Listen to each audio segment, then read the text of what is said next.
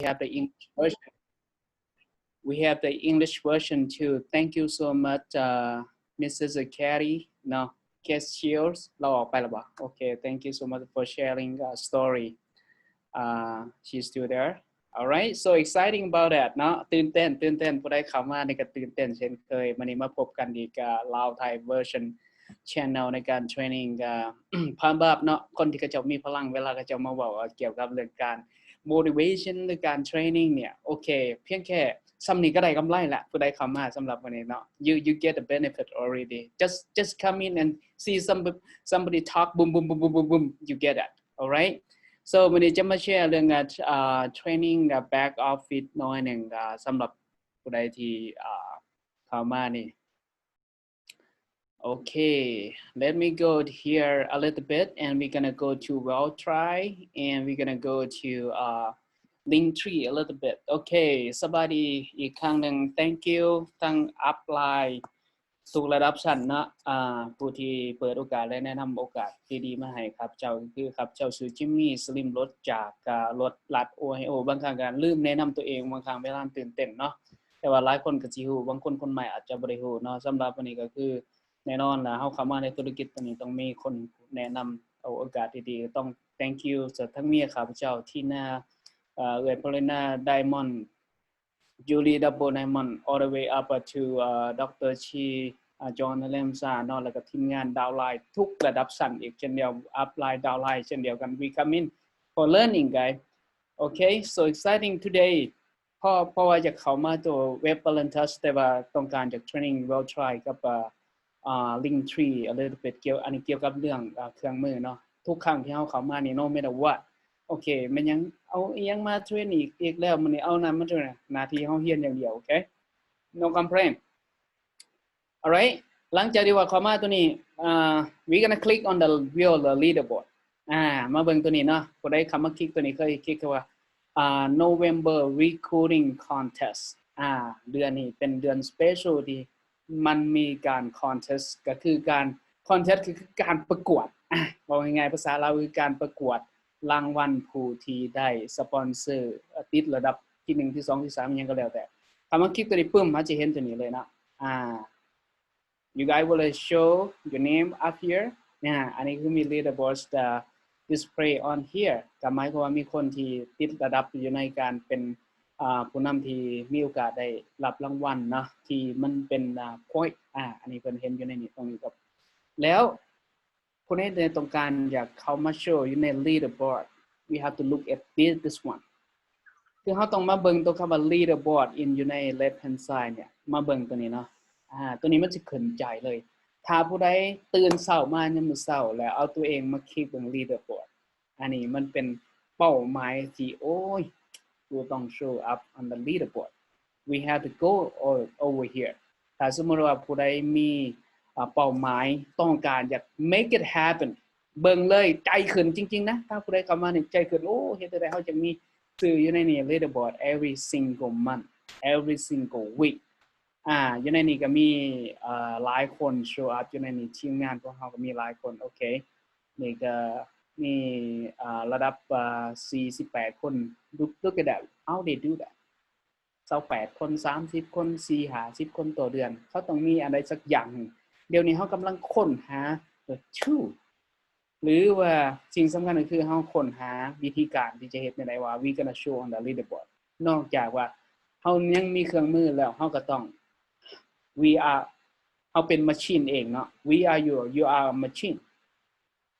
alright เห็นอยู่ในนี้อันนี้คือเป็นleaderboard และต่อมาก็คืออยากมาคลิกตรงเบิ่งอยากให้ทุกคนเห็นว่าแต่ละเดือน you have to keep eye on your downline yourself who you need to help and need motivate or who you need to remind แต่ว่าการ remind ของ downline ว่าจะซื้อ loyalty แต่ละเดือนเนี่ยอย่าเฮาอาจจะใส่วิธีการ indirect ดีกว่านะอย่าไปบอกเขา direct เพราะว่าอันนี้มันเป็นเรื่องที่แบบว่าโอ้พอเดือนเลยเด้อเจ้าต้องซื้อ direct เจ้าต้องซื้อ loyalty พี่นู่นนี่นั่นเพื่อรักษาเฮาใส่วิธีการร่วมกันแบบอื่นๆหรือว่านู่นนี่นั่นเอาแบบลงแบบสวยๆแบบว่าให้เขาเจ้าเห็นว่าเขาเจ้าอาจจะ เป็นการเตือนกันแบบ indirect ดีกว่าเนาะหรือว่าบอกกัน direct กันนี่คือเฮาต้อง keep eye on ว่าผู้ใดเนี่ยว่าซื้อเดือนนี้เพราะว่าตัวนี้มันเป็นการที่แบบว่าจะเฮ็ดให้เขาเจ้าได้บ่ขาดเรื่องคุณสมบัติในการรักษา100 PV แต่ว่าเฮาก็จะบ่อยากเว้าตลอดเพราะว่าทุกคนในเมื่อเขามาเฮ็ดธุรกิจเนี่ยคือ it's your business you have to your responsibility right คือเฮาต้องรับผิดชอบ think about that when you ไปเปิดร้านอาหารปึ้ม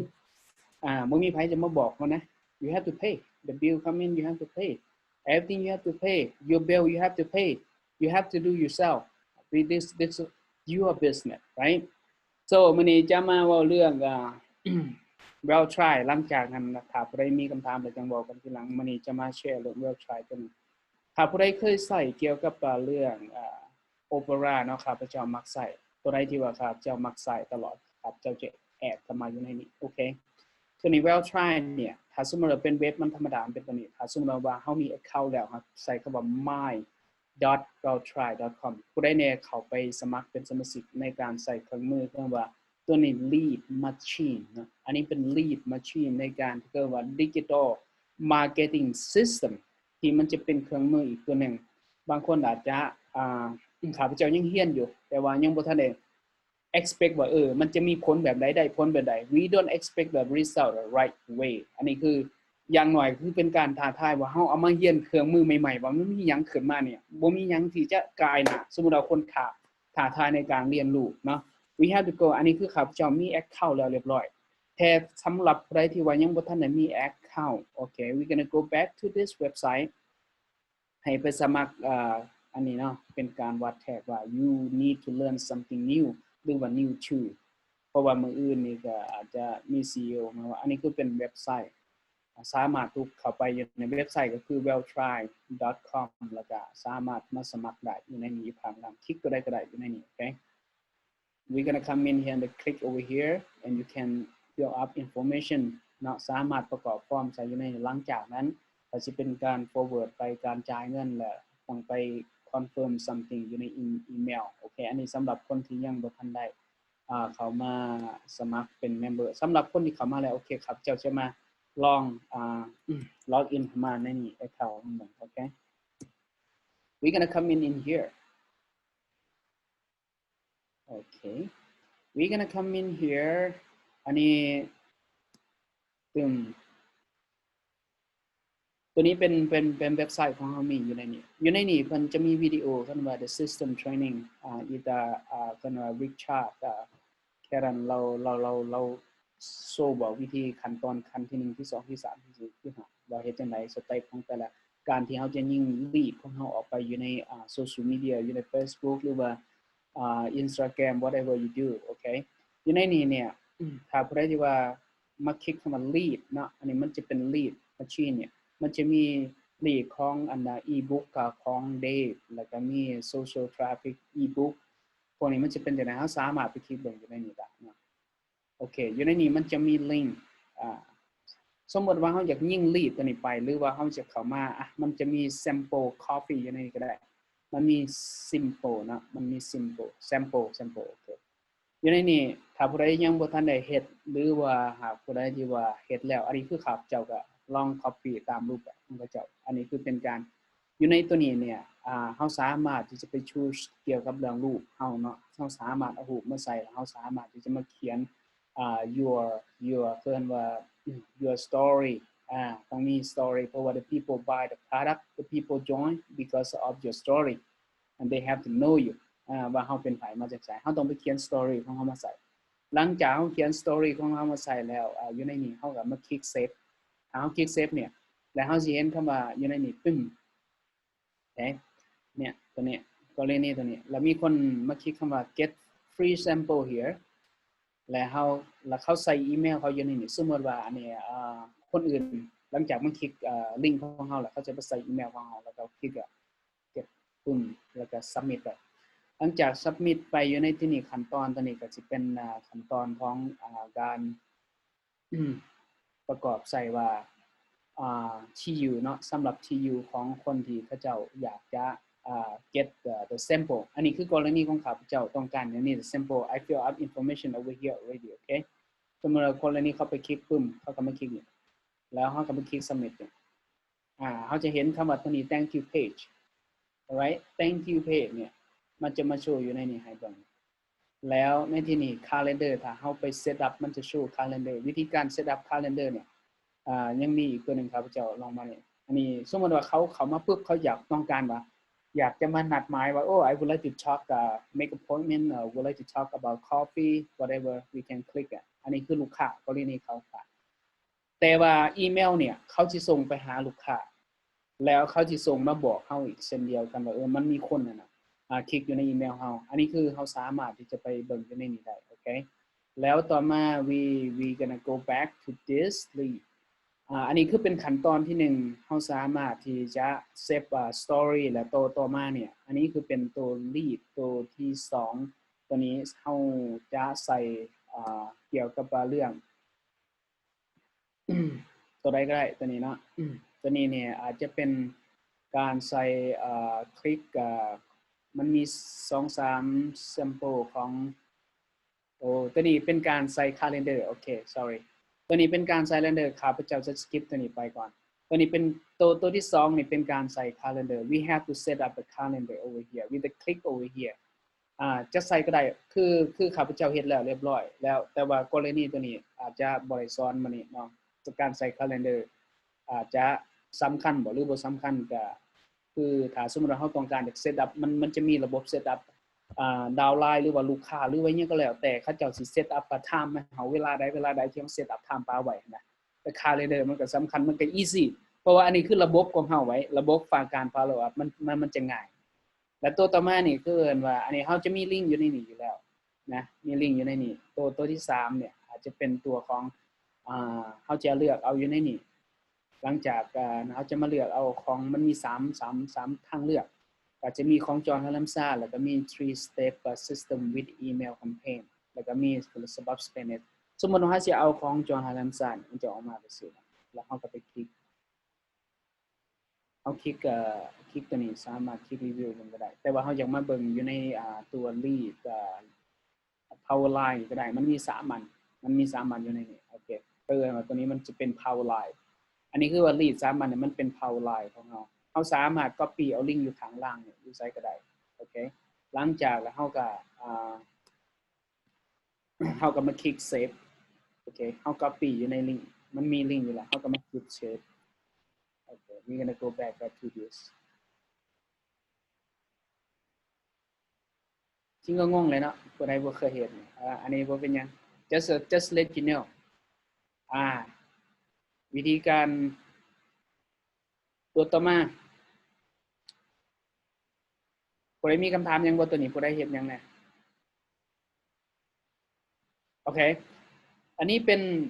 ตัวหลังจากที่ว่าเข้าไปตัวนี้เข้ามาคลิกคำว่า set อยู่นี่มันจะมีตัวคำว่าlead power line ของมันอยู่นี่เวลาเขาคลิก power line ปุ๊บแล้วมันจะเป็นการที่ยกตัวอย่างว่า we gonna click on the power line โอเคเนี่ยเป็นของ story ของจอห์น ฮัลลัมซาเลยจะมีอยู่ในนี้เขาต้องการไปอันนี้เป็นกาแฟนะ we gonna go back there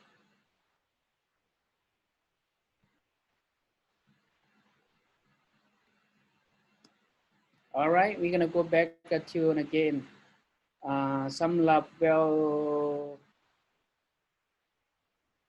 วันนี้ขั้นตอนการยิ่งเข้าไป Facebook ในหลังจากที่ว่าเซตอัพแล้วเรียบร้อยก็คือเขาสามารถที่จะมา copy เอาลิงก์พวกนี้ได้ยิ่งเข้าไป Facebook เขาสามารถเอาลิงก์ของ Powerline เขาสามารถเอาลิงก์ของlead funnel พวกนี้sample หรือว่า ebook ยังก็แล้วแต่คือข้าพเจ้าจะลิงก์มาใส่ Facebook วิธีการเฮ็ด Facebook ก็คือเขาไป copy เอานะ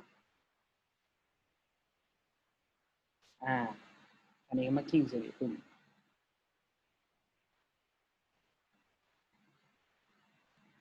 ค่าสมัครของเว็บไซต์ประมาณ197 โอเคต่อปีเนี้ยหลังจากนั้นเขาจะมาคลิกใส่ we're gonna click over here click around here โอเค click around hereอยู่ในนี้มันจะมีการ edit อยู่นี่ครับเจ้าไป copy เอาในรูปแบบของเจนเมลดัตมาhighlight อยู่ใน copy ออกมาแล้วก็มาวางใส่ครับเจ้าไปเอาลิงก์มาทั้งหมดเลยอยู่ในนี้แหละโอเคสมมติว่าเขาไปเอาลิงก์ตัวใดตัวหนึ่งมาใส่อยู่ในนี้ก็ได้ just กรณีค่อยจะเอาลิงก์มาจากมาจาก Wildtry เนี่ยเฮาจะไป copy เอาอยู่ในนี่ copy อันนี้ปึ้ม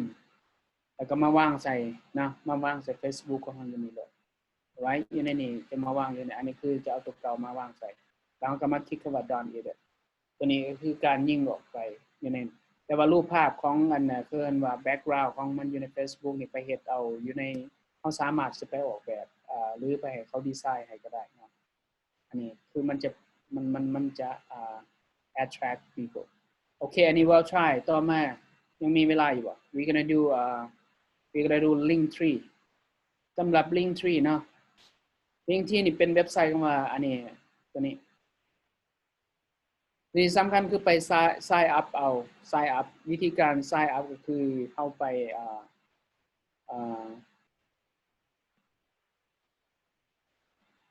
ประกอบฟอร์มใหม่เนาะใส่คำว่า I don't have account เฮามาใส่อีเมล username password create everything โอเคสมมุติว่าข้าพเจ้าสิ create ใหม่ username ใส่ตัวเก่า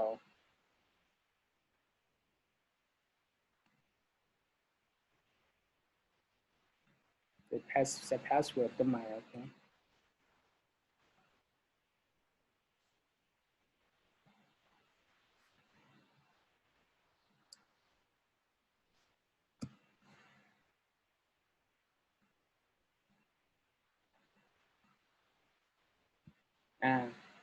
username เคยใส่แล้วใส่ตัวใหม่เนาะใส่วันแล้วก็มา register ปึ้มแล้วเฮาก็มาเลือกเอาเราเลือกเอา5อันแม่นบ่เอ้ย Corina we gonna choose the อยู่ในนี้คืออาจจะเป็น the target ของมันว่าเฮาเลือกเอาเฮาจะเอา business professional บ่wellness บ่หรือว่า independence หรือว่า we gonna choose like a 5 thing over here we gonna food let's see what we get ตัวใดอีก e-commerce e-commerce ใส่มา1-4ใส่ personal ก็ได้เนาะ right you can put a personal anything or branding yourself โอเค เลือกค่าอันไว้หลังจากเฮามาคลิกตัวนี้มา save detail here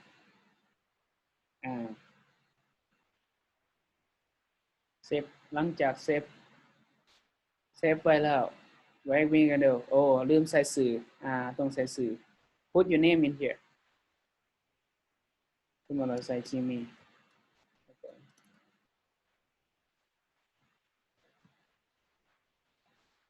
we're gonna put save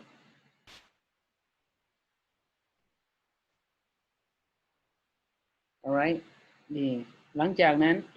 ยังบ่ทันฮู้จักหยังตัวนี้ไปคอนเฟิร์มอีเมลก่อน we're gonna go back to confirm email ก็จะส่งลิงก์ไปทางอีเมลไปกด accept people come in เด้อผู้ใดเป็นแอดมิน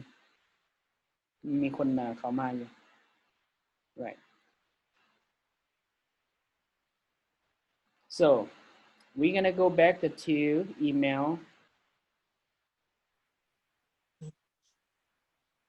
อีก3นาทีก็โชว์ได้ alright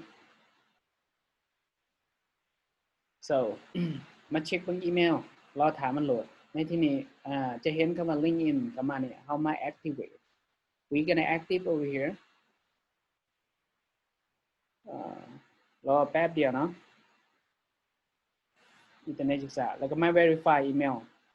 หลังจาก verify email เรียบร้อยแล้วอันนี้คือเป็นการขั้นตอนต่อไป we gonna do this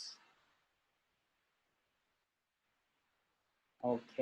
เราจะเอาตัวคำว่า free นี่ก่อนอันนี้คือเป็น plan ของมันเนาะจะเอา6 ดอลต่อเดือนก็ได้หรือว่าเอา free นี่ก่อน let's see how it's gonna work right so ในนี้เรามา add link ตัวนี้ we gonna add link over here มาคลิกคำว่า link ใส่อยู่ในนี้ we add link okay we gonna add link เราสามารถไปเอาลิงก์อยู่ในอยู่ของเราก็ได้สมมุติเราจะไปเอาลิงก์ของ Valentus we're going to go back to link Valentine we're going to go here มากับว่า website we're going to go get this one สมมุตินะ copy here we're going to come back here แล้วเฮามาวางใส่ตัวทั้งข้างหลังโอเคใส่ข้างหลังนี้วางใส่ตรงวางลงไปปึ้มแล้วข้างเครื่องนี้มันเป็น title มัน we gonna put the title คือว่า magic coffee whatever you can do right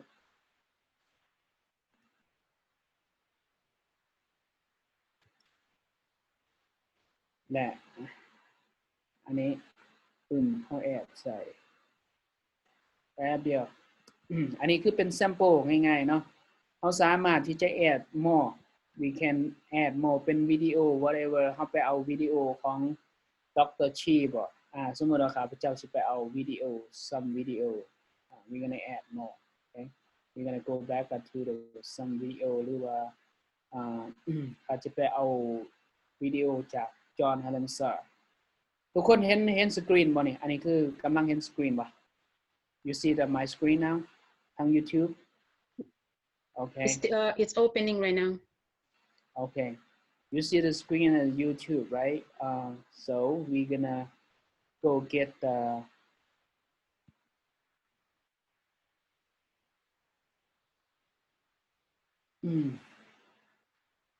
หลังจากโซ่ตัวนี้แล้วก็โอเคแล้วสามารถใส่ประมาณ 4-5 ลิงก์เนาะเวลาก็จิโจลงเพียงแค่นี้ after I show you here อันนี้เป็นลิงก์ของ John Halamsa I just record and put in นะไป copy เอาลิงก์อยู่ในนี้แล้วก็มาใส่ลิงก์ที่ของเฮาตัวนี้อาจจะใช้ระบบการจดบ่ค่อยได้เพราะว่ามันต้องมี video record and do it you can remember อันนี้คือ John Halamsa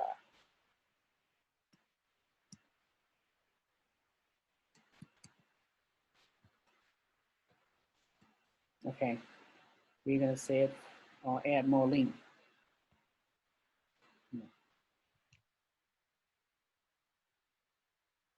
we can มันจะออกมาแบบไหนเนี่ยมันจะออกมา2อย่างแล้วเวลาเฮาสามารถที่จะ copy เอาลิงก์ตัวนี้เนี่ย copy เอาลิงก์ตัวนี้ไปโพสต์ใน Facebook เฮาก็ได้โอเค copy this link to go to post in your Facebook หรือว่าจะคลิกwe're going to go back to the Facebook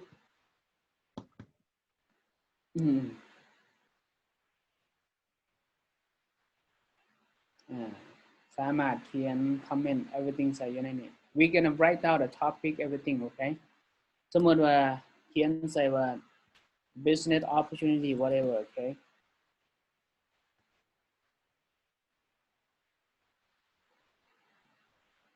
ข้างไปโอเคมันข้างได้แป๊บเดียวแล้วล่ะวางลงในปึ้ม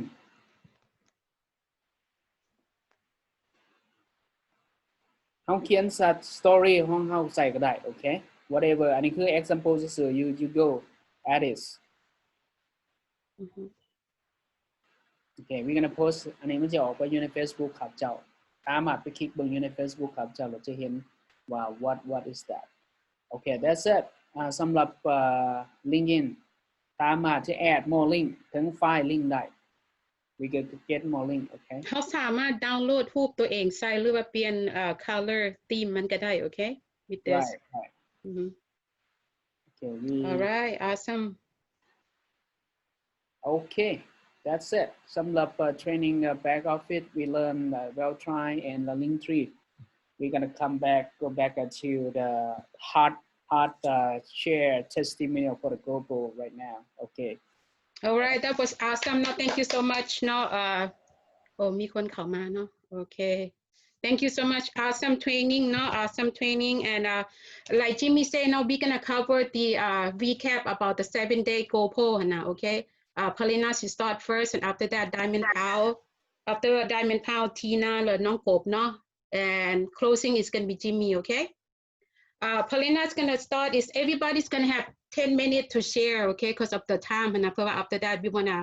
answer some question no The person that Paulina picked is Storm. No, Storm. She's really powerful. ถ้าใครมีเวลาก็ go back and look at her Facebook หรือว่า the post ตัว Paulina post okay and the reason why Paulina pick her because I mean มันก็มีได้หลายคนที่ Paulina เบิ่งแล้วก็แบบว่าประทับใจได้หลายคน but I want to share her story because when she talk now I feel like she's talking directly to me or to a lot of people เพราะว่าเวลาเฮาเฮ็ดธุรกิจนี่นะ her work is really powerful and มัน really strong เนาะหน้าผู้หญิงคนนี้น่าสนใจที่สุดแล้วเป็นซ้อมเนาะแล้วเป็นคนผิวดำ but look at her background okay when I look at her background หั่นน่ะ she's make over $1 million per month เชื่อบ่$1 million over per month and ล้ำเฮ็ดธุรกิจนี่นะมีแต่12 ปีเท่านั้น how powerful that is but ถ้าเฮาไปเบิ่งย้อนหลังกับเรา history แล้วหั่นน่ะแล้วก็บ่แม่นว่าเกิดมาเป็นคนรวยคนหยัง you know she start from the bottom but she work her way up แล้ว story ของเรา really powerful ที่พลินาประทับใจที่สุดแล้วบอกว่าเจ้าสิเฮ็ดหยังก็ตามหั่นน่ะ you have to follow one thing you gotta the person that you have to be good first is you ต้องเป็นตัวเจ้าเองเจ้าสิเฮ็ดหยังก็ตามถ้าเจ้าวิคูดเจ้าผ่านตัวเจ้าเองบ่ได้นะเจ้าบ่สามารถวิคูดคนอื่นได้ right แล้วเราว่าถ้าเจ้าสิเฮ็ดหยังก็ตามนะ you have to follow your company who's your top the person make who the top earner นะ follow what they do right so we know about company เฮานะ who is our top earner right คือ John Haramsa เนาะเป็น top earner เฮาเนาะแล้วก็Jay Melendez เนาะต่อไป Dr. Shi หรือว่าได้หลายคนผู้นี้นี่แหละ stop นะคือเราเว้าเห็นบ่see out and follow the top earner in your company เห็นบ่แล้วเราบอกว่า another thing in this one you know you have to connect with people anything you do with this business connecting and building rapport is everything เราบ่ได้มาสอนว่าสิเฮ็ดจังได๋สิขายของ no that's not what she's talking about connect with people build relationship เราบอกหั่นน่ะ be you people anything you're going to do you know you got to be you don't compare yourself with other people หั่นน่ะเราบอก okay you gotta be you เวลาจะลงไลฟ์สดหรือว่าเฮ็ดหยังนะ people want they want to see who you are what's your background your before and your after what make you change right why should they care right why should they buy your product what's so good about your product is how you brand yourself แล้วเราบอกว่า you gotta be hungry เรา always about them you gotta be hungry หมายถึงหยังบ่แม่นว่า hungry for eating food okay hungry to what hungry to learn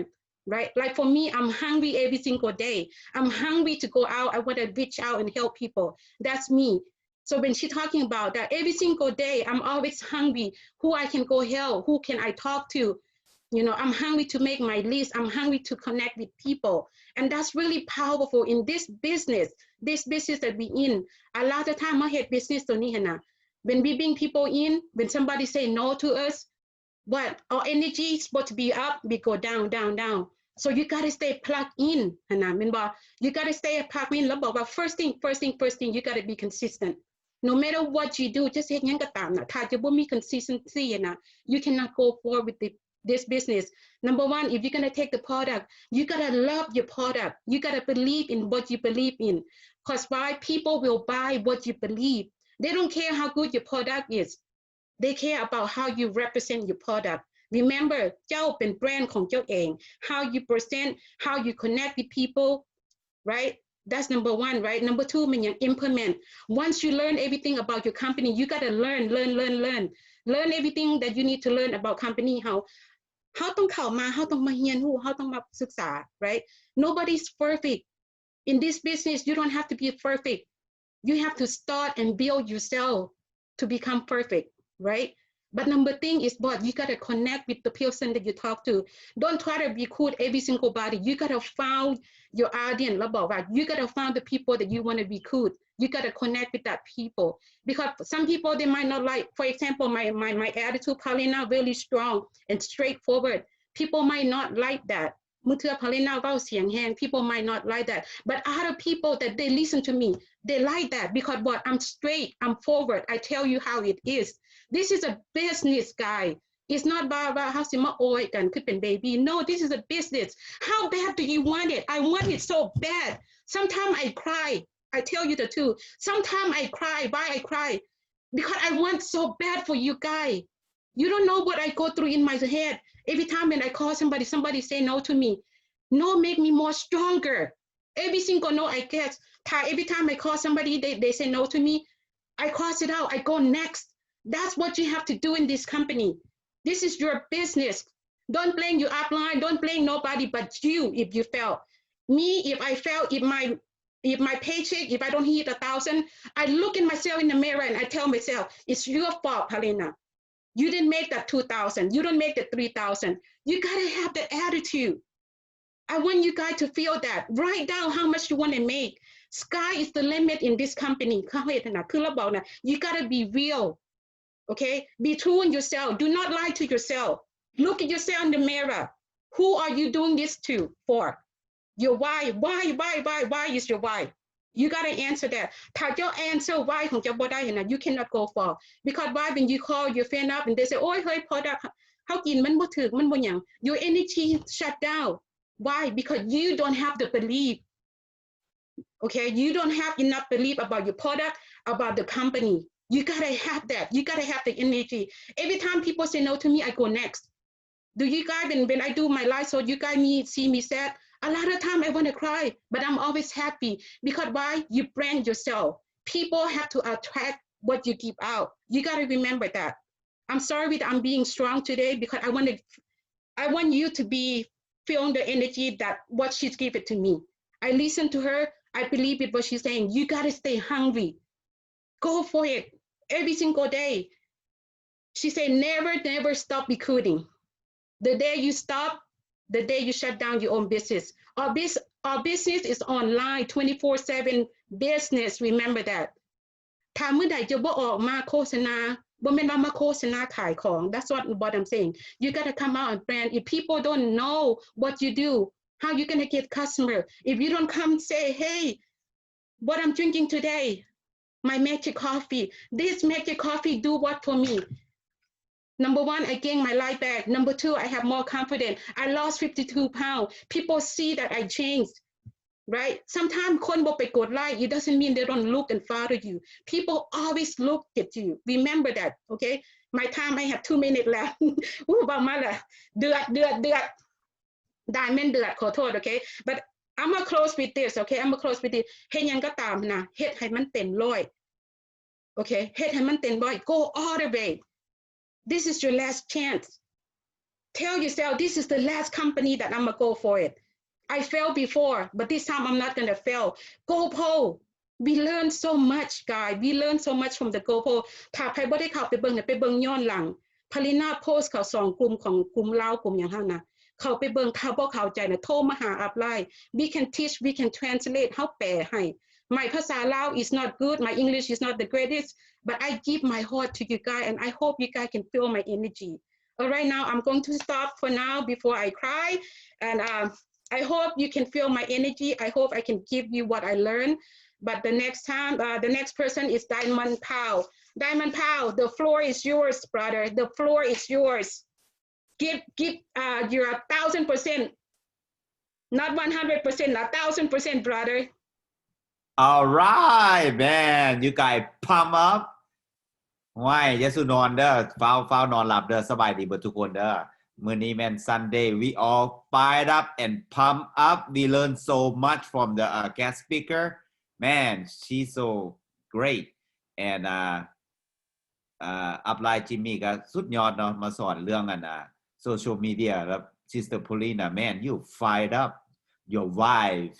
can create a big tribe, you know. And I'm shaking. I can feel your heartbeat, sis. You are pumped, you know. I don't know how many perks that you take this morning. I don't have a slide, but I'm gonna go free flow, okay? Because I have the fly. I can. You stop sharing, sis. Is this a Yeah, I open for you. Okay, you can open for me. I can. Hey, I'm gonna talk. My topic. I'm gonna talk about these two guys. Okay. The first one is gonna be Sylvester Stallone. You know, you guys remember the movie Rambo, right? Yeah, he's right now. He's 74 years old. You see him? He still have inner fire. You know why I choose these two guys, Grant Cardone and Sylvester Stallone? Because เขาเจ้าบ่ได้เว้าอันน่ะโอ้ก่อนอื่นบ่เด้ออันขออนุญาตสิเว้าลาวภาษาอังกฤษโอเคเพราะว่าyou know เฮาต้องเป็นตัวตนของเฮาเอง whatever how feel เฮาเว้าสะดวกเฮาต้องเว้าออกมาเนาะคันเวลาเว้าภาษาลาวนี่มันอธิบายมันยืดมันยาวyou know ต้องมีภาษาอังกฤษผสมกันบางคำที่ว่าที่มาแปลเป็นภาษาลาวมันยืดมันยาวโอเค just listen คันค่อยเว้าไวพวกเจ้าต้องแล่นฟังโอเค get it no just kidding but anywayอันSylvester Stallone กับ Grant Cardone นี่นะเขาเจ้าบ่ได้เฮ็ด network marketing บ่แต่ว่า Sylvester Stallone นี่เราเป็นดาราฮอลลีวูด1ความดังเราก็มีแล้วyou know he got fame all these แต่ว่าเป็นหยังเรายัง keep on going ทั้งๆที่ว่าอายุเรา74ปีบ่เรามาบอกว่าก่อนเราสิเข้ามาเป็นดาราเป็นคนดังเป็นคนเขียนหนังทุกสิ่งทุกอย่างน่ะเราผ่านพ้นแม้กระทั่งชีวิตครอบครัวเราก็เคยแต่งงานมา3เทื่อเนาะลูกเรา5คน and he's like icon คำว่า icon ของฮอลลีวูดก็คล้ายๆกับ living legend ของฮอลลีวูดว่าเราสิได้เข้ามานะว่าเวลาเราเว้าออกมานะเรายังมี slur เสียงเราบอก people making fun ridicule people hate all this that he gone through that แต่ว่าอยู่ในจิตใจเรานี่เรามีเขาเอิ้นว่ามีไฟอยู่ในใจของเราที่ว่าเราอยากเฮ็ด you know in the fire ที่ว่า drive him till today เรายังทุกแต่ละมื้อน่ะเรามี discipline แล้วว่าคนเฮานี่เฮานึงเฮาต้องคนสั่งเฮานี่มันหลายแต่คนที่เรื่องสิ่งดีสิ่งเด่นหรืออยู่ในโครงการของเรานะมันเฮ็ดให้เป็นพลังให้เรา motivate แต่ละมื้อทั้งอายุเรา74เนาะบัดนี้กับ Grant Cardone นี่นะ Grant Cardone นี่เรา62โอเค he's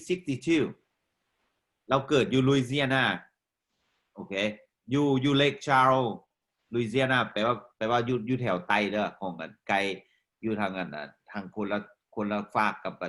Sylvester Stallone แต่ว่า Grant Cardone นี่เราเป็น car salesman อายุเรา23ปีเราเคยผ่านพ้นเรื่องเป็นนักหลอกนักเลงเรื่องค่ายาบ่ตีกันเรื่องฆ่ากันประฟันแทงฮีกอนตูแดดโอเคอันนี้ Grant Cardone ผู้ใดไปเบิ่ง YouTube เรานี่คือรู้จักว่าเรานี่เป็น investor เป็น real estate ใหญ่ของเรานี่เราสิดังแบบ 10x แล้วคนเฮานี่นะ people think too small แล้วว่า you want to become do the business you have to think big คันเจ้า think small เนี่ยเจ้าไปไกลบ่ได้ขนาดเราเว้าใส่ Eric Warrior กับเรานะเป็นหมู่กันเนาะเรายังว่า Eric นี่นะ still thinking small you know that's how Eric got เราได้ตัดสินใจมาเฮ็ด GoPro ตัวอันยิ่งใหญ่นะเพราะว่า Grant Cardone นี่เราเคยแล้วเขาเจ้าเคยกันค่อยๆไปฟังคลิปเบิ่งเขาเจ้าลงกันGrant Cardone นี่เราบอกว่าเจ้านี่ think too small you have to think at 10x 10เท่า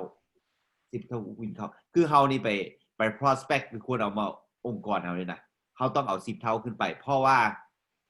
10คนนั้นสิบ่ไปนำเฮาโอเคเจ้าต้องมาหารครึ่ง you know you have to think big because มันให้มันเหลืออยู่คันมันยังเหลือเฮายังเหลือจำนวนนึงเฮายังไปต่อได้คันเฮามีน้อยนะคันเบิดละเดี๋ยวเบิ่งซ้ายซ้ายขวาเฮาก็บ่มีไผเนาะ only you know that's a sad part เห็นบ่ these millionaire เขาเจ้าดังเขาเจ้ามีเงินนะtheyหมดทุกคนแม้กระทั่ง Sylvester Stallone กับ Grant Cardone เราว่าเงินนี่มันเป็น tool ซื่อๆเงินนี่แปลว่าเป็น the more money you have the more choice you have แต่ว่ามันบ่สำคัญเฉพาะกับเจ้านี่เนาะแต่ว่าคนเฮานี่ we drive for the money because we only think เฮายังคิดน้อยอยู่ you know แต่ละมื้อแต่ละวัน how we gonna survive but for them it's a tool มันเป็นเครื่องมืออันนึงแล้วมันแบบที่ว่าเขาเจ้าyou know try to not try they have motivate them keep on going you know even 74ปีเนาะคันสิ compare เนาะซ้ำกับDonald Trump Sylvester Stallone I think they know each other too เพราะเคยเห็นนั่นรูปเขาเจ้ากอดคอกันถ่ายรูปyou know Donald Trump กับ Sylvester Stallone เห็นนั่นyou know ผู้ใดเคยได้เบิ่งหนัง Rambo บ่เคยได้เบิ่งหนัง Rocky บ่หนังของ Star นั้นของSylvester Stallone นี่นะอยู่ฮอลลีวูดนี่นะ anybody know เราแสดงมานี่มันก็หลายเรื่องแต่ว่าของเรื่องของเรานะมีแต่เรื่องดังๆ หนัง Rocky นะเราเป็นคนเขียนเองนะเราฮู้ว่าคนบ่มัก boxing แต่ว่าเราเขียนเนื้อหามานี่นะแปลว่าหนังเรื่องนี้มันสิเป็น motivate เป็นแรงบันดาลใจให้ you know ให้ทุกคนเลยนะ you know whatever you what kind of business you in มันให้motivation ของคนเฮาแต่ว่า you know เรื่อง mindset นี่สำคัญโอเค they talking about everything มันขึ้นกับ mindset ความคิดของเฮาแล้วก็เวลาคนเว้า negative กับพวกเจ้านะ you have to be resistant เฮาต้องต่อต้านแต่ว่าเวลาเฮาต่อต้านบ่ต้องไปคันเพิ่นว่าเนาะภาษาบ้านเฮานะคันหมาเฮาบ่เฮาตอบ you know because มันสิเพิ่มหมาอีกตัวนึง maybe คำเว้าค่อยอาจจะแหง you know that is the truth okay เพราะว่า you know all you do just smile and go you know you don't need to say anything because คันเฮาเชื่ออันใดนะ you gonna keep on going คนอื่นเขาจะบ่เห็นบ่เป็นหยัง you know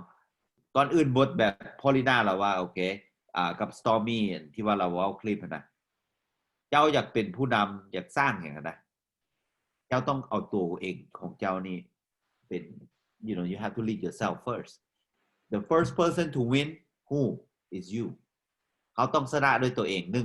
การชนะตัวเองนี่มันบ่ได้ของง่ายๆเนาะ everybody we fight with discipline มีระเบียบวินัยเจ้าเป็นคนprocrastination บ่เขาต้องมาเช็คลิสต์ตัวเองว่าโอเคผัดวันประกันทุ่งบ่เป็นคน discipline บ่แต่ว่าตัวสำคัญที่สุดนี่เขาต้องรู้จัก control emotion สไลด์เราก็เว้าGrant Cardone ก็เว้าเพราะว่าเวลาอารมณ์เฮานี่นะมันสิเป็นแบบขึ้นโอเค like a frequency มันขึ้นมันลง sometimes เฮายังบ่ฮู้ตัวตนเฮา you know if you can master that is good sometimes คันสิ่งใดเฮาบ่มักกันน่ะ try do it you go against yourself ลองเบิ่งว่าไปมักลองเบิ่งว่า challenge เพราะว่าค่อยจะอาจจะออกไปนอกเรื่องนั้นหน่อยนึง but when I'm talking about the เรื่องอันนั้นyou know emotion เรื่อง EQ นี่นะ I really get into it you know เพราะว่าเขาต้องชนะมันสิมีเขาคันภาษาเขาเนาะเขาสิมี subconscious mind จิตใต้สำนึกของเขานี่นะมาเว้ากับเขาตลอดเขาสิต่อต้านกันอยู่ตลอด something we don't like we like มันสิเป็นคลื่นเป็น frequency โอเคคันผู้ใดเข้าวัดหรือมีอย่าง I don't know about anything about บ่เคยไปบวชโอเค but I read from the book and I แล้วเฮามา apply แล้วมา implement ลองเบิ่ง you know คล้ายๆกับว่า you know มันมีตัวเฮานี่มีตัวสีดำอยู่ในเฮาอีก you know your inner if you can pull that you can use that to control it you're going to become a master but ท้ายสุด you know either you old you young whatever you can go on you know เพราะว่าความฝันของเขาเขาเจ้าเฮา2คนนี้ความฝันเฮาต้องใหญ่เด้อคันความฝันบ่ใหญ่เฮาก็ไปบ่ไกลปัญหาน้อยๆนะคันเจ้าเฮ็ดให้ปัญหาน้อยๆนะใหญ่นะ you cannot go too far สิก้าวขาออกไปนี่ต้องมีแนวดึงไว้เกิดเป็นคนนี่นะ nobody perfect everybody gonna go to mistake failure เวลาเจ้าล้มเจ้าฮู้จักลุกเวลาเจ้าเฮ็ดผิดเจ้าแก้บ่แม่นว่าเวลาผิดปึ๊บเฮาสิมาจมกับความผิดของเล็กๆน้อยๆนี่ can't go far that's what they all teach us พอเรื่องกระจอกกระแจกเรื่องข้อลอกแค่แลเจ้าเก็บมาใส่ never work when you think big you go big you go far you got to help everybody go with you คันเจ้าคิดข้อลอกแค่แล your downline whoever follow you they going to be the same can you handle that if you handle it be that person if you cannot handle it change if you don't change you want to level up you're going to step up and you're going to change yourself to grow up thank you so much I think my time's up I'm fired up I'm perked up and next person I don't know who's going to take next so Tina is next wow awesome super powerful right I hope you guys Hello สวัสดี สบายดีน้อง Tina okay ได้ยินเสียงได้ยินเสียง Can you hear me Yes โอเคเนาะ ขอบใจเด้อที่ว่าinvite testimony เข้ามาเนาะ KD โอ้โหสุดยอดหลายลุดตั้งมา80 พาวว้าวแล้วเฮ็ดให้เราแบบมี more confident อีกเนาะแล้วก็ แล้วก็แบบว่ากล้าออกไปโชว์สินค้ากล้าออกไปเว้าเรื่องความเป็นไปได้ของธุรกิจเห็นบ่เมื่อก่อนมีแต่ไปส่งลูกแล้วก็มานอนอยู่เฮือนมันเจอแล้วก็จบเนาะ thank you ลาวที่ว่าเข้ามาเฮ็ดให้แบบมีความกระตือรือร้นแล้วก็โมเมนตัมอีกเนาะแล้วก็ขอบใจ back office เนาะเรื่องการworld try ยังบ่ทันได้สมัครเทื่อแต่ว่าก็เข้าไปศึกษาอยู่เดี๋ยวก็สิไปสมัครคือกัน เพราะว่าเฮาจะไป grow ธุรกิจของเฮาเนาะเฮาต้อง follow ผู้สำเร็จเนาะคือจอห์นฮารัมซ่าเราก็เอามาให้เฮาแบบ CEO ของเฮาสุดยอดน่ะเอาแบบเป็นราคา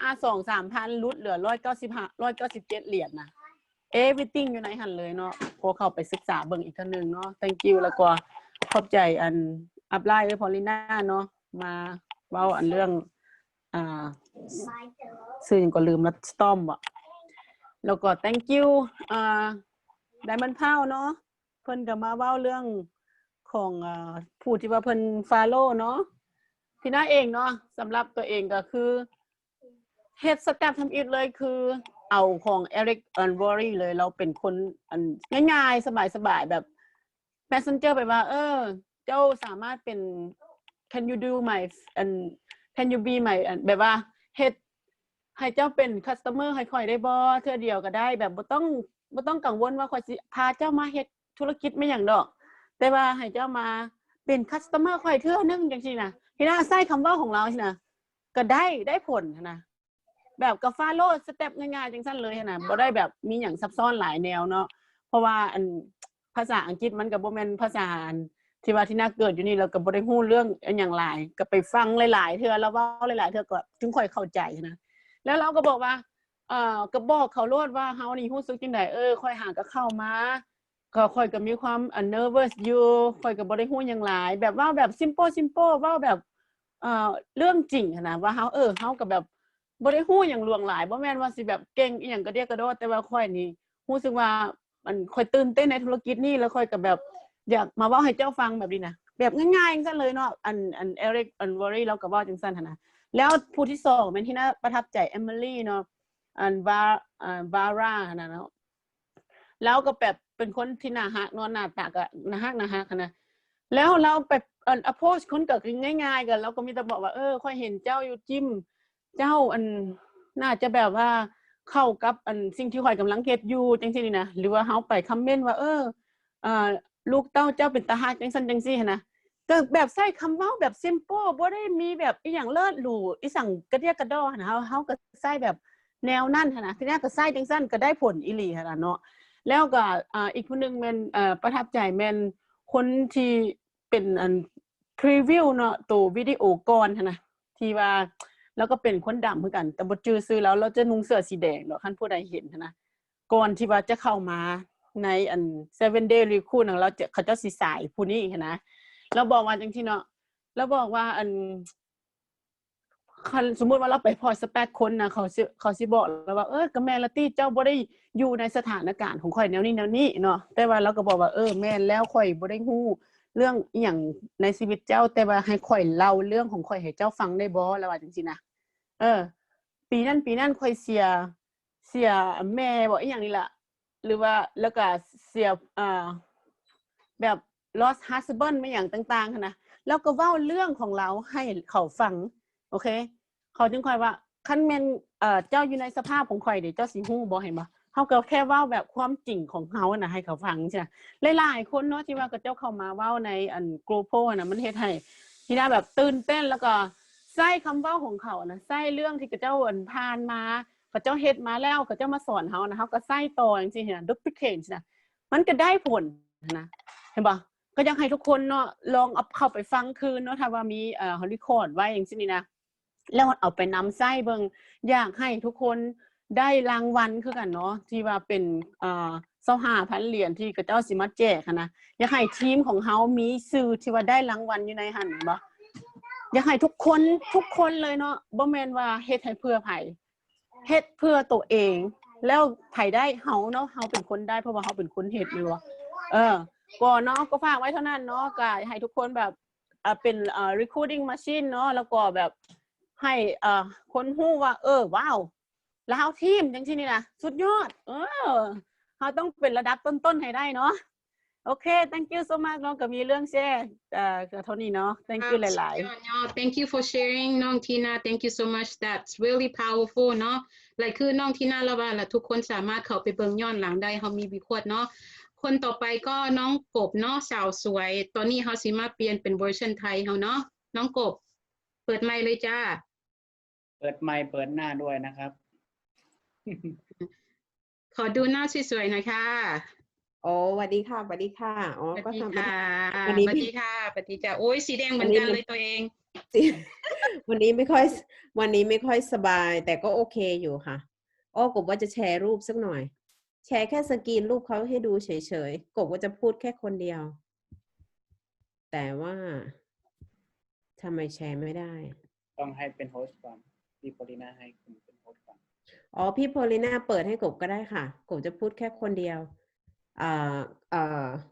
แอมลี่ค่ะแอมลี่เปิดให้หนูก็ได้ค่ะผมแชร์ให้ก็ได้นะครับค่ะโอเคจิมมี่แชร์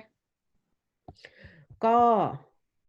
ค่ะสวัสดีค่ะแฮปปี้ซันเดย์นะคะแฮปปี้ซันเดย์ทุกคนสวัสดีนะคะวันนี้เป็นยังไงกันบ้างก็จะวันนี้กบก็จะ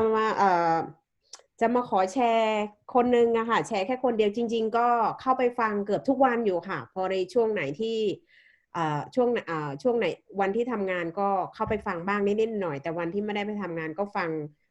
เกือบทุกวันอยู่7วันแต่เขาขยาย2วันเนาะถึง9วันก็วันสุดท้ายก็ฟังแล้วก็ช็อตสกรีนช็อตไว้เกือบทุกคนอยู่สกรีนช็อตไว้ทุกคนก็ประทับใจคนนี้มากคนนี้นี่วันแรกค่ะประทับใจเขามากจริงๆก็ประทับใจหลายท่านแหละแต่ว่าขอพูดแค่คนเดียวกลัวว่าพูดหลายคนเดี๋ยวไม่มีเวลาเตรียมพร้อมก็เลยจะขอพูดคนนี้เพราะว่าที่ชอบคนนี้มากๆก็คือรู้สึกว่าเขามี energy มากค่ะเพราะว่าเขาพูดถึง energy คนนี้เนี่ยแอมลี่เขาก็หน้าตาสวยแล้วเขาพูดแบบตอนเวลาที่เขามาแชร์เขาพูดเขารู้สึกว่าเขามี energy มี power มีพลังมากเราฟังแล้วทำให้เรารู้สึกว่าเราตื่นเต้นเราต้องมีพลังอะค่ะถ้ารู้สึกว่าถ้าเราทำธุรกิจหรือทำอะไรก็แล้วแต่ไม่ว่าจะธุรกิจหรือไม่ธุรกิจถ้าเรามีพลังมันจะไปต่อได้แต่ถ้าพลังเราหดมันก็ไปต่อไม่ได้เนาะเพราะฉะนั้นถ้าเรามีพลังเราขึ้นเราอึดแล้วมันก็จะพร้อมลุยนะคะเขาก็พูดถึงหลักๆเขาจะพูดถึง energy เขาบอกว่าyou have to take control your energy คือเราต้องมีพลังตลอดแล้วเขาก็บอกว่า you have to believe what you're doing ก็คือเราต้องเชื่อในสิ่งที่เราทำก่อนก็คือที่ชอบเขามากเขาบอกว่าเราต้องเชื่อคืออันดับแรกเราต้องเชื่อตัวเราก่อนว่าเราทำธุรกิจเราต้องมั่นใจในตัวเราเนาะ you have to believe yourself believe to the company believe to the product ก็คือเชื่อ company company เราเชื่อถือได้แล้ว product สินค้าเราใช้แล้วก็คือเราก็อาจจะไม่ได้ถึงแม้ว่าเราอาจจะไม่ได้ชอบสินค้าทั้งหมดทุกตัวที่บริษัทมีเราก็อาจจะเลือกเอาที่ตัวเด่นๆที่เราใช้แล้วเราชอบประทับใจเราก็แชร์แค่5 6 7อย่างก็ได้และที่สำคัญเขาพูดถึงการ build up a relationship on social media คือหลักๆทุกคนที่มาแชร์เนี่ยจะพูดถึง social media เป็นหลักก็คือการใช้ Facebook การใช้ Instagram ใช่ไหมคะก็คือหลักๆก็คือทุกคนมี Facebook อยู่แล้วก็คือเขาจะพูดถึงการ build up relationship on Facebook เดี๋ยวนี้เขาเน้นพูดถึง Facebook พูดถึง Instagram หรือบางทีถ้าเรามี Line เราก็ใช้ Line ใช้ Messenger หรือเดี๋ยวนี้ที่เขาใช้กันบ่อยนะคะก็หลายๆประเทศใช้กันประเทศไทยก็ดังมากเหมือนกันผมก็ยังใช้ไม่เป็นเดี๋ยวจะหัดใช้ก็คือ TikTok เห็นเขาโพสต์เป็นวิดีโอคลิป TikTok แล้วคนจะสนใจมากโพสต์แบบเป็นเต้นเป็นอะไรทำให้มันคล้ายแล้วก็ค่อยเอามาแชร์ใน Facebook รู้สึกว่าคนจะชอบอันไหนที่คนเข้าไปดูเยอะๆเราก็จะเห็นว่าคนแรกๆเขาอาจจะไม่ค่อยสนใจแล้วเขาแค่เข้ามาดูเราพอเขาเข้ามาดูเราเผื่อวันนึงเขาอาจจะ follow up เราก็ได้แรกๆเขาอาจจะดูผ่านๆไปก่อนแล้วเขาก็บอกว่าพอเราโพสต์ส่วนมากที่ Facebook ที่คนจะชอบเข้ามาดูมากที่สุดนะคะอันดับแรกก็คือ Likes 2 วิดีโอ 3 Picture เพราะฉะนั้นถ้า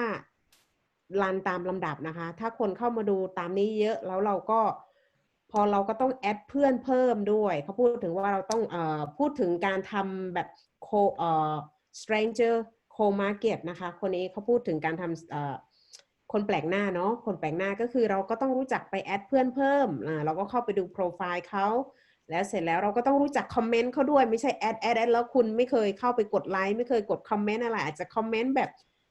how everything's going คุณเป็นยังไงบ้างแบบไม่ใช่แอดเขาแล้วก็ทักเข้าไปแบบจู่โจมเลยมันก็ต้องเราก็ต้อง build up relationship ก่อนนิดนึงนะคะให้รู้จักให้มันดูไม่แบบไม่น่าเกลียดแล้วให้รู้สึกว่า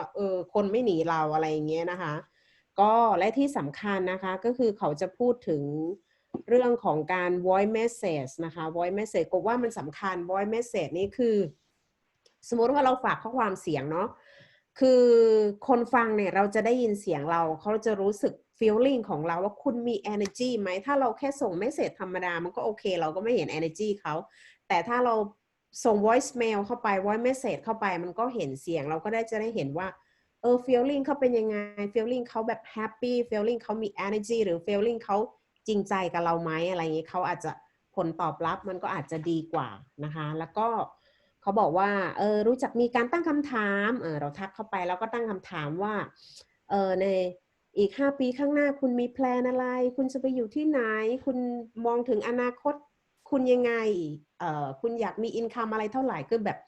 หลังจากที่สนิทสนมกันมาสักระยะ build relationship สักระยะเราก็ค่อยถามถึงอนาคตเขาบางคนที่เขามองถึงอนาคตเขาก็จะอยากทำอะไรเพิ่มหารายได้เสริมอะไรประมาณนี้เราก็จะได้ prospect แล้วก็ได้ลูกค้ามาในที่สุดประมาณนี้ค่ะก็แชร์คนนี้ประมาณนี้ค่ะจริงๆก็ชอบหลายท่านอยู่ก็ฟังหลายท่านประทับใจหลายท่านคนที่พี่พอลิน่าแชร์ผมก็ชอบเหมือนกันคือสตอมมี่เขาก็มี energy มากนะคะคนผิวดำนั่นก็ค่ะวันนี้ก็ประมาณนี้นะคะก็คือที่มาแชร์กันเพราะว่าก็อยากให้ทุกท่านลุยเลือกแรกลุยฟังแล้วก็ไปใช้ได้จริงผมคิดว่ามันใช้ได้จริงผมก็จะพยายามนำไปใช้ให้ได้ก็จะพยายามนำไปเทคนิคดีๆของเขาไปใช้เหมือนกันค่ะไปลองใช้มันต้องทำบ่อยๆเขาบอกว่าต้องทำแบบต่อเนื่องเนาะ consistency เราต้องทำต่อเนื่องค่ะถ้าเราทำไม่ต่อเนื่องมันก็ยังไม่เกิดผลมันจะอาจจะเกิดผลช่วงระยะหนึ่งแต่มันไม่ต่อเนื่องทุกอย่างต้องต่อเนื่องค่ะก็ขอแชร์ประมาณนี้ค่ะว้าวสุดยอดค่ะขอบคุณนะคะน้องกบสุดยอดนอกจากสาวสวยเราสุดยอดเนาะคนต่อไปก็คือมิสเตอร์สลิมโรสของเรานะคะไม่รู้ว่าเขาจะแชร์อะไรแต่คนนี้เขาจะปิดท้ายให้เราด้วยนะคะทุกคนเตรียมพร้อมโอเค the floor is yours ตบมือให้ทุกคนเลยโอ้โหเดือดเนาะช่วงที่แชร์ testimonial จากโกโบโอ้สุดยอดเริ่มต้นจากไดมอนด์พอลิน่าเลยโอ้โหฟังใน energy เกิดเป็นไฟเลยเนาะแบบ very passion thank you Mr. Powell เอา Mr. Lambo Grant Cardone มาแชร์ทีหน้าเนาะอะไร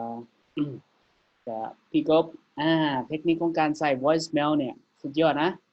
ลองใส่ละเพราะว่าคนเขาต้องการอยากฟังเสียงหวานหรือเปล่าเสียงนิ่มไหมเสียงเราหล่อไหมเสียงเราแบบ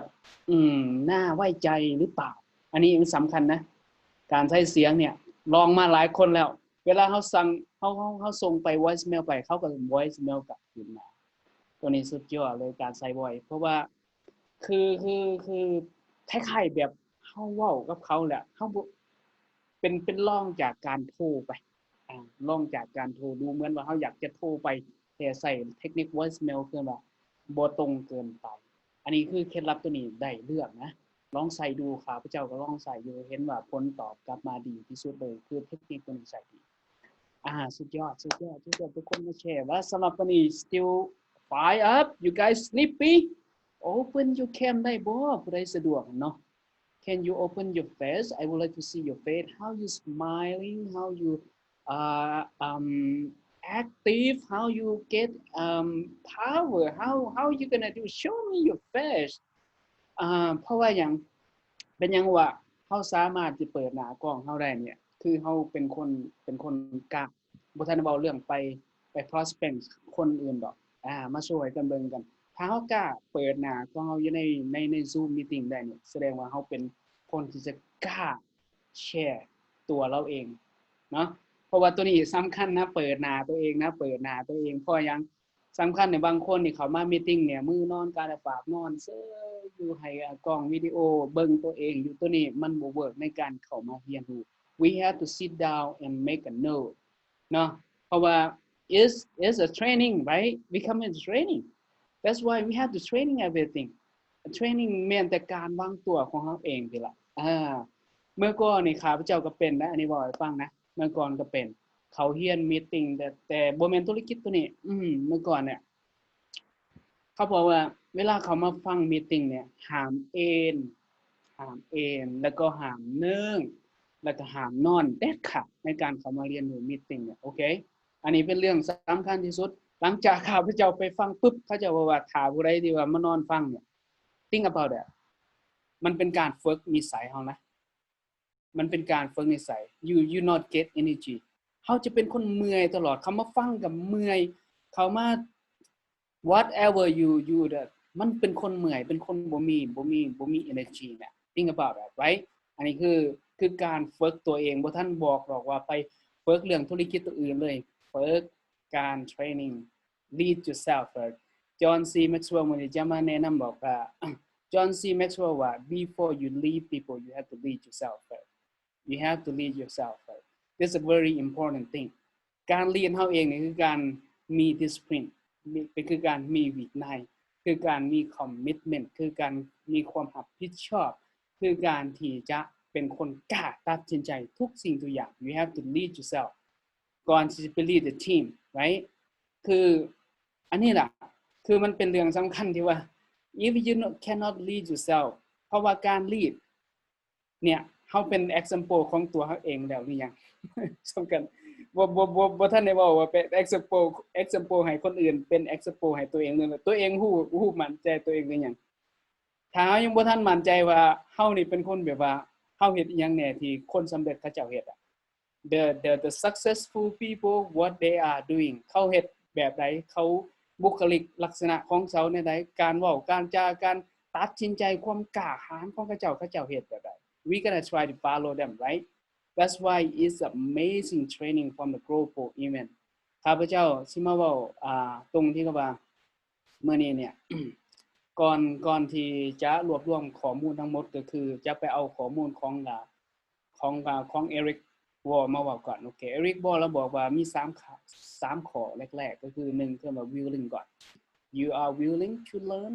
are you willing to do are you willing to be a successful people you have to willing ภาษาอังกฤษเนี่ยว่า willing ภาษาลาวบ่ฮู้ว่าสิแปลว่าจังได you know think about it willing คือการที่จะต้องเฮ็ด you have to learn have to make a decision you have to study you have a you know willing ก่อนบ่มีข้อแม้ you're right thank you bro บ่มีข้อแม้แต่เริ่มต้น no บ่มีข้อแม้แต่เริ่มต้นจริงๆในเมื่อเฮาตัดสินใจต้องลุยตัวที่2มาเราบอกว่า coachable เนี่ย the same thing how you gonna lead การเป็น coachable นี่คือการเป็นคนที่ coachable ตัวเองก่อนเป็นคนที่แบบว่าเป็นคนฝึกได้บ่เป็นคนมักที่อยากจะเรียนรู้บ่อันนี้คำว่า coachable ก่อนเฮาจะเป็นคนที่ว่าต้องการจะไปฝึกคนอื่นสอนคนอื่นเป็น coaching ให้คนอื่นสำคัญ the same thing as the lead right coachable ตัวที่3มา hungry บ่มีไผเฮ็ดให้เฮา hungry ได้ never body make you hungry ผู้ใดเนี่ยแบบว่าอันนี้คือกระเพาะลำไส้เฮาไว้กระเพาะในท้องลำไส้เฮาwe have กระเพาะลำไส้เฮาเองผู้ใดเนี่ยสามารถที่เสกให้คุณ hungry ได้ nobody you have to hungry by yourself แต่ว่าคนอื่นสามารถ feed you they can feed you hungry เมื่อเฮา hungry what you hungry you hungry to learn right ตอนนี้อยากเรียนแล้วตอนนี้ข่อยอยากได้ข้อมูลแล้วตอนนี้ข่อยอยากนู่นนี่นั่นข่อยอยากสำเร็จข่อยอยากเว้านำคนข่อยสิเฮ็ดแนวใด you hungry you need to eat something you have to find the food to eat you need to you need the brain food you have to looking for the brain food เฮามาเว้ากันตรงนี้คำว่าการที่จะมาประสบผลสำเร็จเนี่ยเฮาเห็นหลายๆคนที่เขาเจ้าประสบผลสำเร็จเนี่ยคือเพราะว่าจอห์นเฮเลมซ่าดรชีจอห์นซีแม็กซ์เวลหรือคนที่ว่าระดับ network marketing ที่มี personal sponsor 600 700 800คนแล้วเขาสำเร็จเลยภายในมือเดียว2มือหรือว่าเขามาเว้าแล้วเขาเห็นเขาแล้วเขาสำเร็จเลย you think about that right they have to pass something a lot จอห์นเฮเลมซ่ากว่าสิมาเป็น millionaire think about that ผ่านการมาเนี่ยอยู่ใน network marketing 30 ปี เฮาบ่ต้องไปเบิ่งเขาว่าเขาคือเฮ็ดเก่งแท้ no we don't look เฮาบ่ต้องไปเบิ่งว่าความสำเร็จของเขาในปัจจุบันนี้และเฮาบ่ต้องไปคิดว่าเขาเจ้าคือบ่เว้าเก่งกว่าเฮา they start from the zero to be hero guys right we too we just start right now we just start zero we're gonna go to be hero everybody can do that as long you come in and join meeting every week อาทิตย์นึงมี2เทื่อลาวไทย channel ศุกร์กับวันอาทิตย์ right กายนั้นก็เป็นภาษาอังกฤษมันเป็นการท้าทายผู้ใดต้องการอยากเรียนภาษาอังกฤษข้าพเจ้าก็บ่ได้เก่งภาษาอังกฤษ the same everybody here it's the second language but the thing is we keep learning ก่อนเฮาสิเป็นฮีโร่ก่อนเฮาสิเป็นคนที่ว่า top recruiter we have to learn from now no ข้อแม้แต่เบื้องต้นเมื่อไหร่พ่อ say no บ่มีข้อแม้แต่เบื้องต้นโอเคตัวต่อมาสิ่งที่เฮาจะต้องเรียนรู้คือสกิลสำคัญที่สุดสกิลใน network marketing what we gonna learn ถ้าผู้ใดขับเจ้าไปอ่านปึ้มอยู่ใน GoPro ของ Eric Wall มาแล้ว 7 skill is very important thing we have to learn skill ก่อนที่เฮาไป learn skill เนี่ยในขณะเดียวกัน you have to practice mindset skill too mindset your mindset เพราะว่าต้องมีmindset ของคนอยากประสบความสำเร็จ you have to have the right mindset ต้องมี mindset ตรงการอยากเรียนรู้แต่ว่าการเรียนสกิลเนี่ยมันเป็นทักษะอันนึงที่จะเฮ็ดให้เฮาเนี่ยมีความมั่นใจขึ้นก่อนเฮาจะมั่นใจมาจากตัวใดก่อนมิสเตอร์ยังเราบอกว่า the confidence เนี่ยมานำหลังจากการกล้ามาจากความกล้า you have มีความกล้า courage you have to have the courage first การที่เฮ็ดหยังก็ตามนี่คือว่าความกล้าเนี่ยมันสามารถพิชิตความกลัวได้ you fear if you have the courage you can cut the fear down ก่อนสมมุติว่าเฮาสิโดดจ้องก่อนสิโดดจ้องนี่แม่นยังมาก่อนมันต้องกล้าที่จะโดดไว้ที่แรกก็คือย่านตายแล้วตกลงนี่ตายใจหายวูมวามหลังจากตัดสินใจโดดปุ้มอุ้ยผ่านไปจักไรยังอุ้ยห่วยคือบ่เห็นเป็นหยังธรรมดาบ่ผ่านจุดความกลัวแล้วบ่ย่านแล้วมันธรรมดานะมันคือบ่ธรรมดามันบ่เป็นหยังเนี่ยจ้องปึ๊บรอดตาย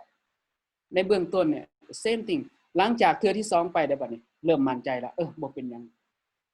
เห็นบ่ the same thing เมื่อเฮาสิไป prospecting people สิไปเว้านำคนย่านเขาปฏิเสธย่านคิดว่าเฮาสิไปบาร์เขาคิดว่าเฮาสิไปรบกวนเขาย่านเขามองเฮานู่นนี่นั่นสารพัดไรเขาสิมองเฮาว่าเป็นคนเนี่ย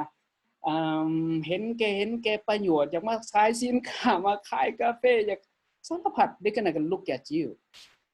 แต่ว่าเฮาก็เลยกล้าเวลาความกลัวตรงนั้นมาแทรกเข้ามาในสมองก็ปึ๊บบล็อกบึ้มคือกันกับเทซีเมนต์คอนกรีตใส่ตีนตัวเองเลยจบเดี๋ยวก่อนบัดนี้ procrastinating คือการพัดวันประกันมุ่งแล้วครับการพัดวันประกันมื้อก็เดี๋ยวมื้อหน้าอากาศดีเดี๋ยวมื้อหน้าสิเฮ็ดเดี๋ยวอาทิตย์หน้าเดี๋ยวเดือนหน้าเดี๋ยวปีหน้าเดือนหน้าเดือนนี้สิเอาจริงๆบ่ได้ดอกมันสิเบิดเดือนละยังอีก 2-3 มื้อเดือนหน้าก่อนสิตัดสินใจเว้าสิตัดสินใจเฮ็ดตัดสินใจลงมือทำจังซี่procrastinate คือภาษาอังกฤษว่าไงนะ procrastination killing you มัน kill เฮา มัน kill เฮามันเฮ็ดให้เฮาอยู่ใน comfort zone นี่ก็ติดละจังหน่อยอันนั้นก็ซักออกมาอันนี้ก็เอาออกมาเดี๋ยวไปสารพัดที่จะมันเฮ็ดให้เฮาอยู่ใน comfort zone that's why ความกล้านี่สำคัญ skill เนาะสกิลเนี่ยถ้ามี7ข้อข้าพเจ้าสิเอามาสอนเรื่องสกิล7ข้อ1สกิลเรื่องการ prospecting people สกิลเรื่อง invite people สกิลเรื่องการ present สกิลเรื่องการ follow up การ get the customer to become a distributor แล้วก็สกิลของการที่ว่าเอาคนเข้ามาอยู่ในธุรกิจแล้วเฮ็ดจังได๋ we can help them to start a business in the beginningคือแบบว่าปลูกฝังความคิดให้มันเริ่มต้นแบบI get that at least ตัวต่อมา event เนี่ย we have to promote any event ดาวน์ไลน์ทุกคนสิกันนะถ้าสมมุติก็มาเฮ็ดธุรกิจ event online event make your decision อย่าได้ความกล้าโอ้สมมุติว่าลงเงินไป$200กว่าสิไปเข้าไปโกโบ279ไปเนี่ยมันสิบ่เสียเงินซื่อๆป่ะเอริกก็บอก I can say I can make you don't say no it's worth it ถ้าสมมุติเฮาตัดสินใจไปเฮ็ดมันคุ้มค่าในการที่จะได้ขึ้นมาจริงๆอย่างน้อยเจ้ามาสัมผัสอยู่ในโกโบนี่ Think about it the successful people เมื่อก่อนเฮาเพียงแค่ได้อ่านปึ้มเมื่อก่อนเฮาเพียงแค่ได้เห็นJohn C Maxwell Les Brown Eric Wall ขอยยังบ่ฮู้ว่ามันเราเป็นไผจนมาฮู้ว่า he is the top network marketing จนกระทั่งแบบว่าคืออันว่าสร้างฮอเนาะสร้างเฟรมสร้างโพเดียมขนาดใหญ่ในการที่จะบรรจุรับคนทั้งโลกที่มาเรียนธุรกิจแนวมันแล้วเราสิร่วมศูนย์กลุ่มทั้งหมดเลยเรื่อง network marketing ทั้งหลายมาอยู่ในโกโปแล้วเฮานี่คันบ่มีเดฟบ่มีจอห์นนันซา you think you're going to have a chance to join this event you know you're going to have a chance to see that successful people การที่จะเฮา success เนี่ยเฮาต้องเอาตัวของเฮาเข้ามาใกล้คน success you believe right หรือว่าสิเอาไปใกล้คนประเภทใดถ้าเฮาอยากสำเร็จเฮาก็ต้องมาอยู่ใกล้ชิดกับคนสำเร็จ like Storm แล้วก็ยังเว้า right if you would like to make $1 million you have to looking for the top earner ต้องหาคนที่เป็น top earner มีภายในซอกหาเขาแล้วก้าวเข้าไปร่วมกับคนเฮายังมีรายได้$100,000เฮาสิมาเว้าเรื่องนำคนน่ะที่ไปมีรายได้$1,000 หรือ$2,000 ต่อเดือน no we have to talk with 1 million people right so yeah พอสำหรับมื้อนี้ก็ตัวต่อมาคือ strategy ตัว strategy คือหยังแผนการยุทธศาสตร์ในการเรียนรู้นี่ล่ะการใส่บุคลากรการใส่ tool we have the tool อันนี้เทคนิคของการใส่ tool เนี่ยตัวนี้สำคัญตัวต่อมาคือ leadership ของ John C Maxwell แล้วว่า right ตัว leadership เนี่ย John C Maxwell เราบอกว่า your business นี่นะ then let me get that your business จะไปรอดหรือล่มละลาย your business gonna be raised go up or fail because of the leadership right อันนี้คือ John C Maxwell เราบอกนะ because of leadership ถ้าเฮายังฝึกอยู่เฮียน we gonna try to be a leader เพราะว่าในธุรกิจ network marketing they don't teach you how to be the selling they teach you how to be the leader the business gonna be stable because of leadership you agree that right so yeah that's it today okay I'm fired up wow thank you so much right โอ้โหสุดยอดบ่ you guys feel the energy จากผู้นำแต่ละคนบ่ we have the power we got the energy so I hope everybody pump up เนาะคือจิมมี่เว้าเรื่อง John Maxwell เนาะพอเลน่าก็เอาไปaudio เนาะ2วิดีโอน่ะไปฟังโอเค that's what สำหรับตัวพอเลน่า every morning ตื่นขึ้นมา I listen to him I have a lot of video ของเราน่ะฟังแต่ละมือเฮาต้องฝึกเฮาเองภาษาอังกฤษพอเลน่าก็บ่ได้เก่งเพราะปานใดแต่เวลาเฮาฟังน่ะ it make you become a better of thinking การเฮาฝึกตัวเองเนาะตะกี้หั่นน่ะมักเบิ่งทีวีมักเบิ่งละครไทยตอนช่วงอยู่นำแม่ช่วงนั้นน่ะติดช่วงเปิดร้านอาหารเนาะเบิ่งแต่หนังไทยแต่ตอนนี้น่ะทีวีตายตอนมื้อไอ้พาวมาเฮือนน่ะเปิดทีวีบ่ได้เนาะขายหน้าตัวเองน้อยพาวจื้อบ่คือว่าบ่ได้เบิ่งทีวีมา2ปีThat's how I am เป็นเวลาเฮามาฝึกตัวเองล่ะการที่อ่านปึ้มน่ะตะกี้ก็บ่แม่นคนอ่านปึ้มใดแต่เดี๋ยวนี้น่ะปึ้มนี่น่ะมีบ่หลายเพื่อว่าเป็นหยังเฮาต้องฝึกเขาเอง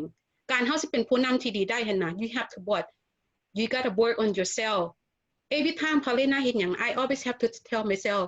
if whatever I'm doing today what can I do to be a better leader that way I can help and teach everybody you cannot teach somebody ถ้าเฮาบ่ฝึกตัวเฮาเองเนาะทุกสิ่งทุกอย่างเริ่มต้นด้วยตัวเฮาเอง but number 1 you got to have to believe okay ทุกคนเนาะแบบว่าดีใจทุกคนที่เข้ามาก็ขอบใจทุกคนทีมงานเฮาน่ะแบบว่าเข้ามาแล้วก็มี คนใหม่เข้ามาตลอด This is how it is. Business is growing, so do not let nobody stop you. The only person can stop you is who? Yourself. จือแม่น okay? Yourself. If anybody say no to you, continue. Keep on going. Moving forward เนาะ Alright. ก็ขอให้จะได้ลาลงคือกันเนาะ ขอให้ทุกคน go back, work on your list, work on your list ก็ Oh, another person เนาะ congratulations Joy เนาะ6เลยเนาะเป็น top leaderboard เห็นชื่อ6บ่หรือ7 6 right สุดยอดเนาะ Jimmy Srim Rose แล้วก็Tina เนาะทีมงานเฮานำดับต่อไปเนาะเฮายังมีเวลาอีก what a week left right so maybe you can be 10 right 4 more Joy ลุ้นสู่ไปเนาะ you never know if you say 10 work on 10 okay so I give you a number to number 10 I think you can do it let's do it and ขอให้ทุกคนโชคดี alright Yeah, Karina, let me add one more. go ahead At least try to get the 4 point. Try to get 4 point at least แต่ละคนเนี่ยนะอย่างน้อย4การจะได้4 point เฮ็ดจังได๋ Bit Emerald แพ็กเกจเดียวก็ได้4 point. Okay? Ruby 3 point, Emerald 4 point. แล้วจะมีโอกาสได้ไปยกรับเฟอร์ติเกต $1,000 อันนี้บ่ได้เว้าเรื่องการที่จะได้ 5,000 4,000 3,000 2,000 1,000 ได้อันนี้รับเฟอร์ติเกต if you get the 4 point you have a chance to draw okay try to make it happen right everybody ห้ามนอนเห็นได้นะ Alright guys goodbye great meetings tonight Good night. Let's good night. Let's get it on. All right, guys. Night.